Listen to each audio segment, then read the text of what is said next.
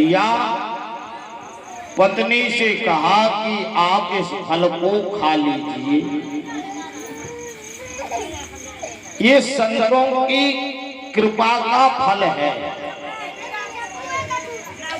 और एक बात और बताओ, जैसे फल देख करके फल खाने की इच्छा किसको नहीं होती है?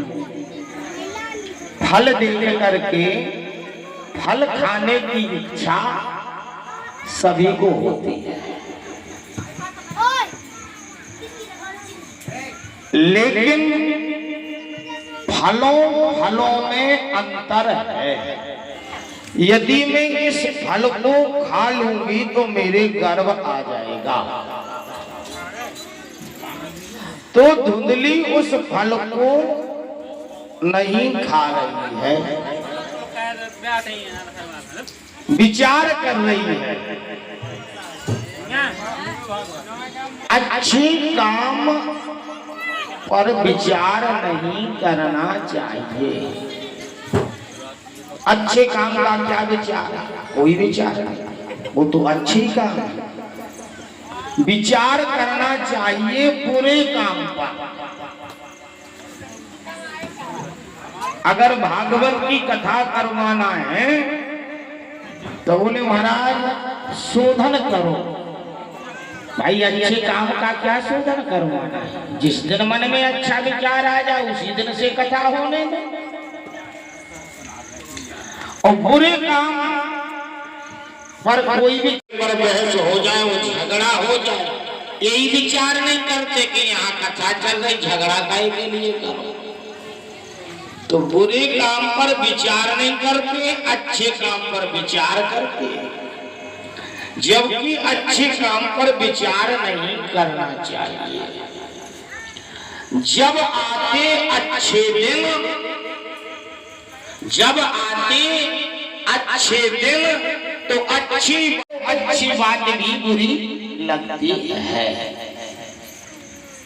धुंधली के हाथ में कृपा रूपी फल है, संतों का दिया हुआ। धुंधली, आत्मदेव महाराज ने कहा धुंधली इस फल को आप खा लो तो तुम्हारे गर्भ आ जाएगा, घर में बेटा हो जाएगा। धुंधली विचार कर रही है, इस फल को खाया जाए या ना खाया जाए। देखो, धुंधली सोच रही है कि बुढ़ापे का समय है, अगर मैं इस फल को खा लूंगी और प्रसव के समय में कहीं बेटा उल्टा सीधा हो गया तो मैं मर सकती हूँ। फल खाया नहीं, विचार ही कर रही है। सोचने लगी मैं फल खा लूंगी तो गर्भ आ जाएगा, बेटा पैदा होगा, मैं शोर में लेट जाऊंगी, नंदबाई आएगी तो सारी संपत्ति बांध ले जाएगी। कहीं ऐसा ना हो कि गर्भ आ गया, पेट बढ़ गया और किसी दिन घर में चोर आ गए तो मैं दौड़ नहीं लगा पाऊंगी। फल हाथ में लिए खाया नहीं उसने। कितनी दूर की बात सोच रही है। अरे बंधुओं, ये तो फल की बात है। कई लोग तो कई वर्षों के पहले की बात सोचते हैं, फिर क्या होगा, फिर इसके बाद क्या हो, इसके बाद क्या होगा। अरे क्या होगा, जब होगा देखा जाएगा, जो आगे है उसे देखो क्या होगा। कई लोग कई वर्षों की बात सोचते हैं, फिर क्या होगा। एक व्यक्ति ट्रेन की पटरी पर लेटा था, ट्रेन की पटरी पर। ट्रेन आने का समय हो गया था। एक सज्जन व्यक्ति ने देखा, एक सज्जन व्यक्ति ने देखा कि ट्रेन का समय हो गया, ये व्यक्ति पटरी पर लेटा है तो मर जाएगा। तो वो दौड़ करके गया, समझाने लगा, कहने लगा भैया ट्रेन का समय हो गया है और तुम पटरी पर क्यों लेटे हो। लेटने वाला कहने लगा हमें तो मरना है, हमें तो मरना है। समझाने वाले ने समझाया जीवन बड़ा अनमोल है, मानुष तन बड़े भाग्य से मिलता है, बड़े भाग्य मानुष तन पावा, सुर दुर्लभ सद ग्रंथन गावा। ये खिलौना परमात्मा का बनाया हुआ है, ये मनुष्य रूपी खिलौना परमात्मा का बनाया हुआ है। इसे तोड़ने फोड़ने का अधिकार हम आपको नहीं है, क्योंकि परमात्मा का बनाया हुआ खिलौना है। इसे तोड़ने का हक हमें आपको नहीं है। जीवन इतना सस्ता नहीं है, क्यों मरना चाहते हो भैया? गाड़ी का समय हो रहा है, अपने घर जाओ। मरने वाला कहने लगा नहीं नहीं तुम घर चले जाओ, हमें तो मरना है। अब भाई समझाने वाले ने बहुत समझाया, जब नहीं समझा तो समझाने वाला चलने लगा। समझाने वाला जब चलने लगा और समझाने वाला जब मुड़ा तो उसने देखा कि मरने वाले के सिराने इतनी रोटी रखी है, इतनी रोटी रखी है मरने वाले के सिराने।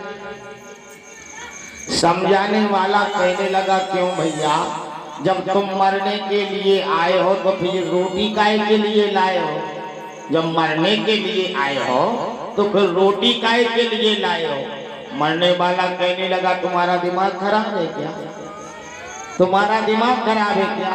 शायद ट्रेन लेट हो जाएगी तो भूखों मरेंगे,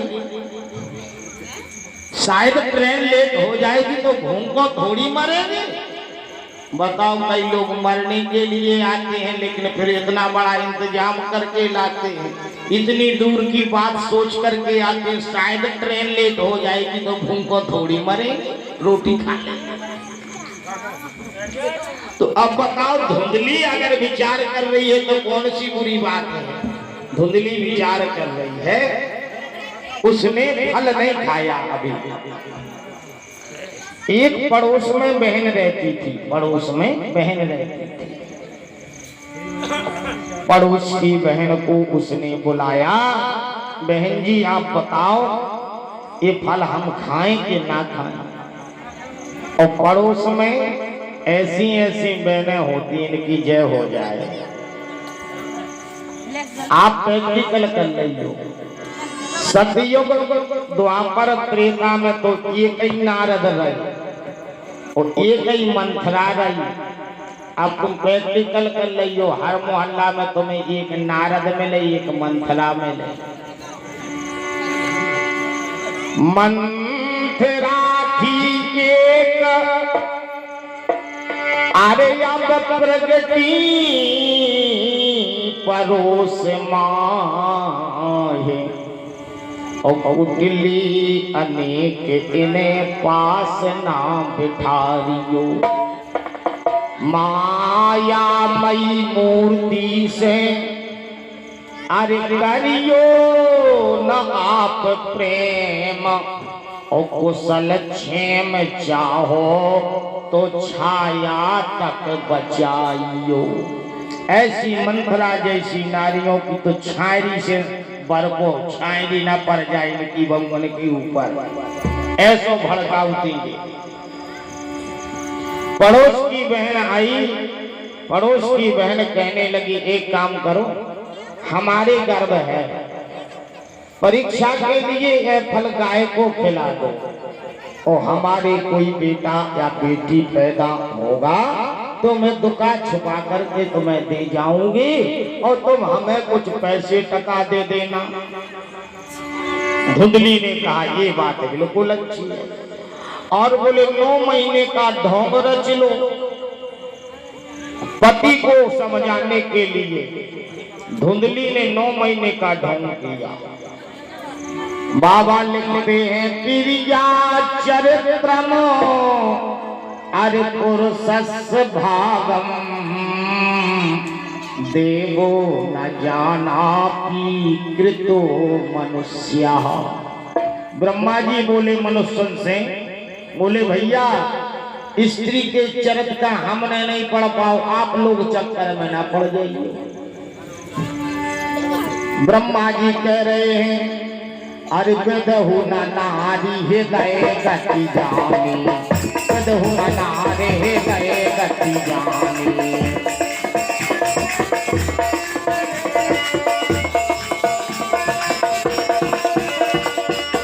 विदहु न नारी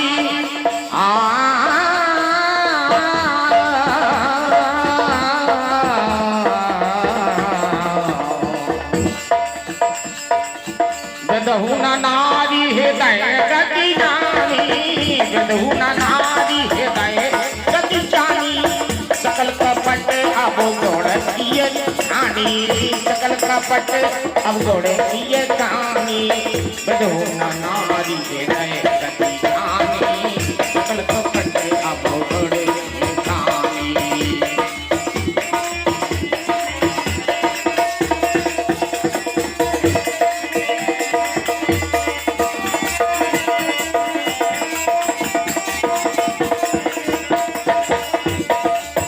ब्रह्मा जी कहने लगे विदहु न नारी हृदय गति जाने।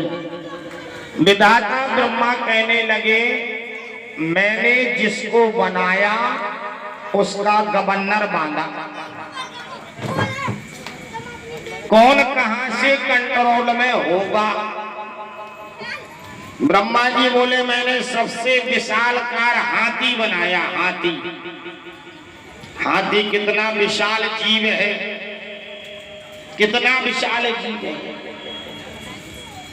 अब बोले ब्रह्मा जी इतना विशाल हाथी बना तो दिया, लेकिन बस में कैसे होगा। ब्रह्मा जी बोले मैंने इसका गवर्नर बांध दिया। कैसे, बोले जरा सी अंकुश के बस में हाथी हो जाएगा। इतना विशालकार हाथी जरा सी अंकुश में बस में हो जाता है। एक बार हाथी मरा,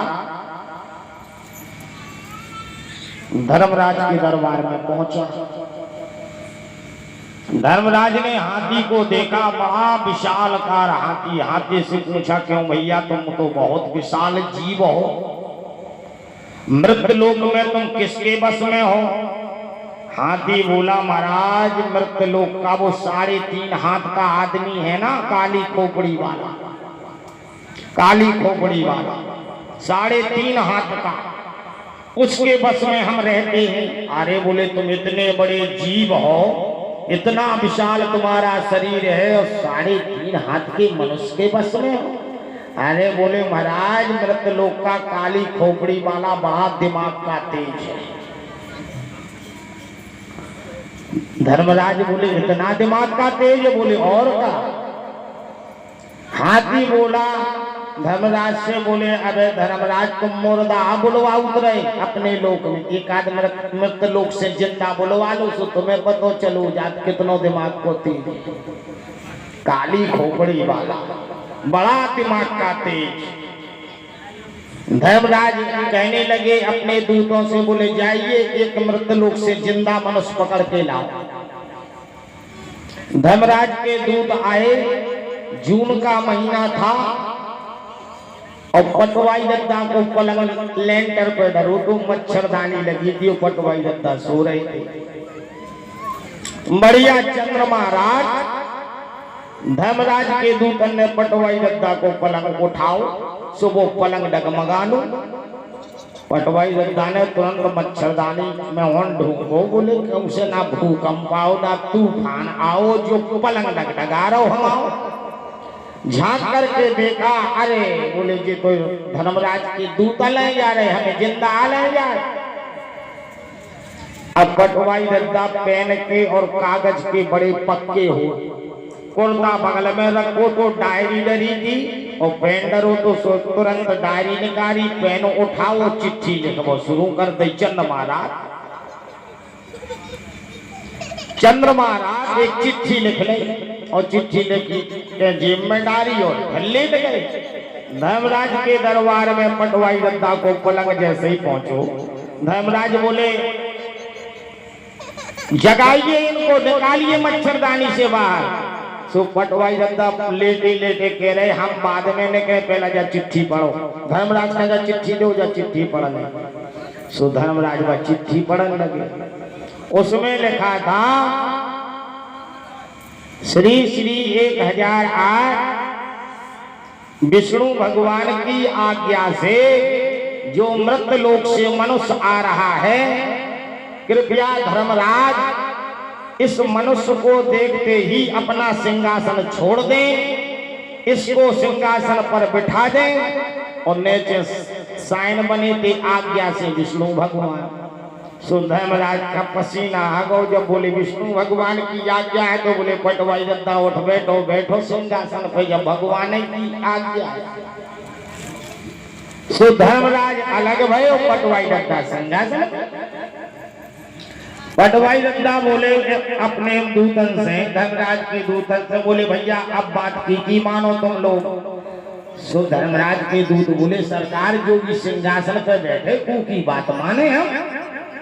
तो पटवाई दत्ता बोले देखो धर्मराज ने अच्छन का बोले नरके पहुंचा दो, तो धर्मराज का पेड़े से बांधो, हरीरे बांस कटवाओ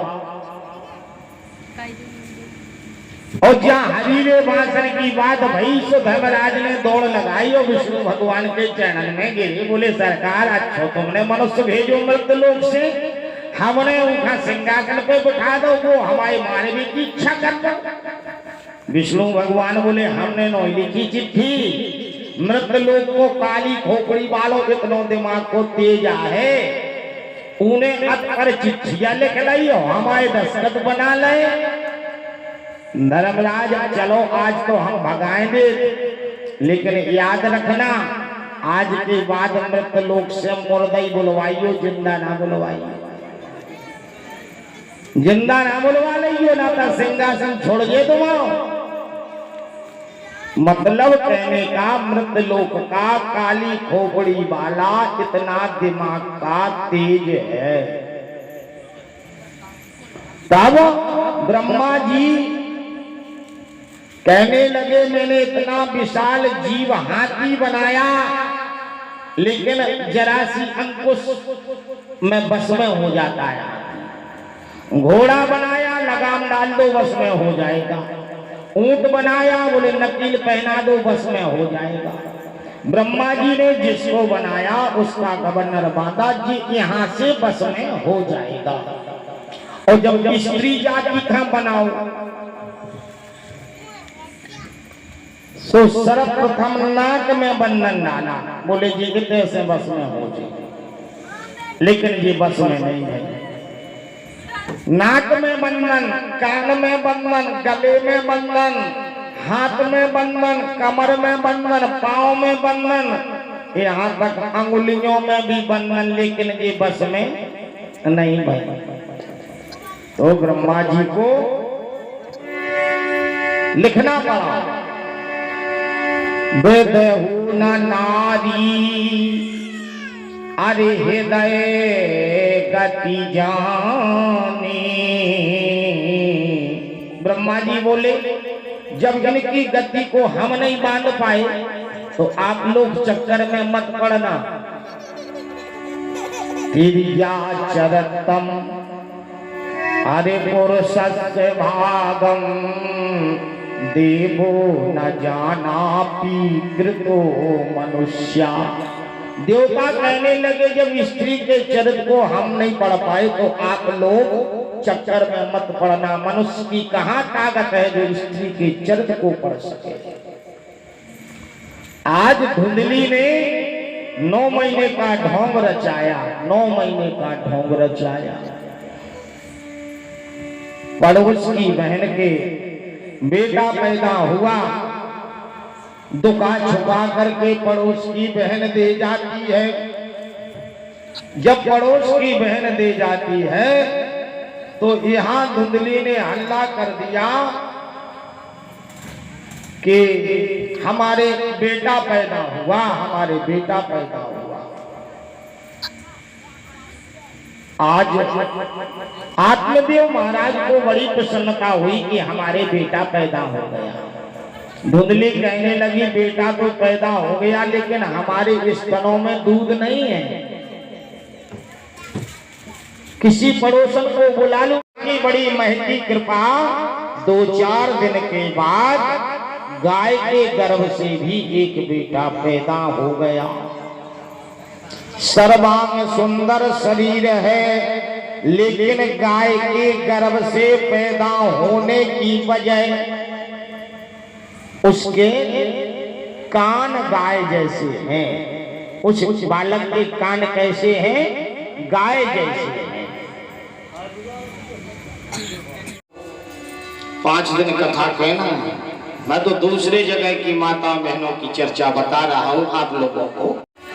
मटिया बहन के मूड पे हो डलिया और गैस सिलेंडर वालों हो आगे और फिर इनके मुंह खुलत तो देखो फिर खोरे फटक चली जाती खोरे। और कथा में बोले ऐसी चुपचाप बैठी जयकारा लगाने में, लेकिन यहाँ की माताएं मैंने समझदार है। बोलिए वृंदावन बिहारी लाल की जय।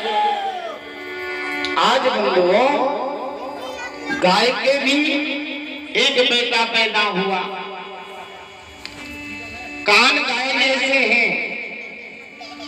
अब आत्मदेव को बड़ी प्रसन्नता, अभी पत्नी के बेटा नहीं होता था, अब गाय के भी बेटा पैदा हो गया। भगवान की बड़ी कृपा।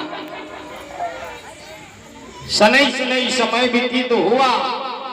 एक दिन ब्राह्मणों को बुलवाया आत्मदेव ने, हमारे बेटे का महाराज नामकरण संस्कार कर दो। ब्राह्मण देवता पधारे नामकरण संस्कार करने के लिए। धुंधली कहने लगी अपने पति से, अरे प्राणनाथ, जो बेटा हमारे गर्भ से पैदा हुआ है उस बेटे का नाम मैं रखूंगी। मेरा नाम धुंधली है तो मेरे बेटे का नाम धुंधकारी है। धुंधकारी देखो माताएं बहनें, आज के समय में पत्रा को नाव को नहीं रखा हो।